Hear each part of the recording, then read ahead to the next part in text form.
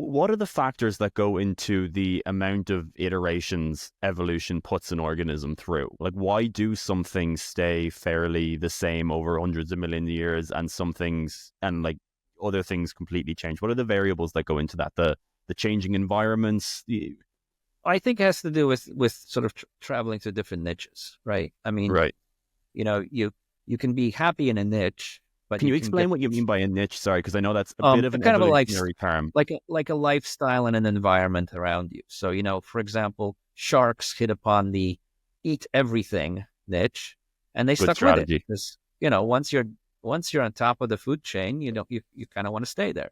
Yeah. Um, and but other animals were pushed out, or and found new sort of ways to survive. Like, so for example, in our case, um, there was a there was a point where surviving in the ocean was just really difficult. But if you get into the shallows, things were a little bit safer there for a time. Not the case anymore, but for a time things were a little safer, and so certain animals did well by adapting to this kind of shallow water existence and eventually getting out on land. Back then, land had plenty of insects and plants, so lots of stuff to eat, but no real threats to large animals, at least. So I mean, it's things like that. But I'm not an evolutionary biologist, right? So questions about the mechanisms of evolution are not really for me to answer. I read the people who are the true experts, and my goal is to try to understand what that tells us about the brain, right? So knowing, for example, that animals, at certain point, our ancestors, a certain branch got out on land, has certain implications about how their lifestyle, how their niche changed, and how certain adaptations happen. Like vision becomes incredibly useful once you get out of the water, because suddenly it has this enormous range, and you can do all kinds of complicated stuff that were not possible before.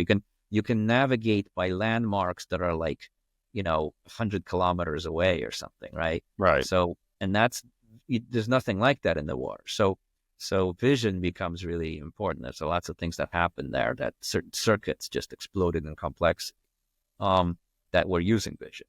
So, there's all these kinds of,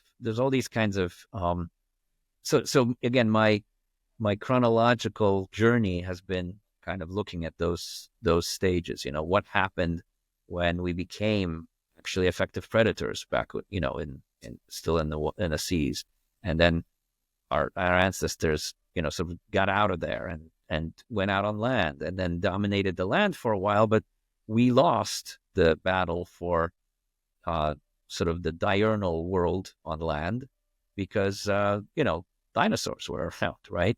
And so our ancestors became small and nocturnal, and survived in that world. And we went again through a number of changes. We lost color vision.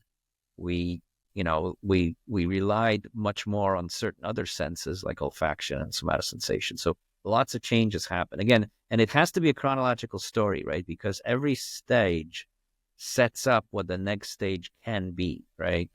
What circuits do you have available to you that you can modify now to this new lifestyle? And Right. that's the story throughout.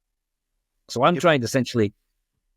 doing essentially is I'm reading what people say happened and Yeah. what structures are there anatomically, and I'm trying to, spin a plausible hypothesis about how the functions went hand in hand with those structures. Why is it that certain enlargements went in hand with certain behavior enlargements, and what could that mean in a kind of a theoretical and a computational sense, and what those animals actually did with those things?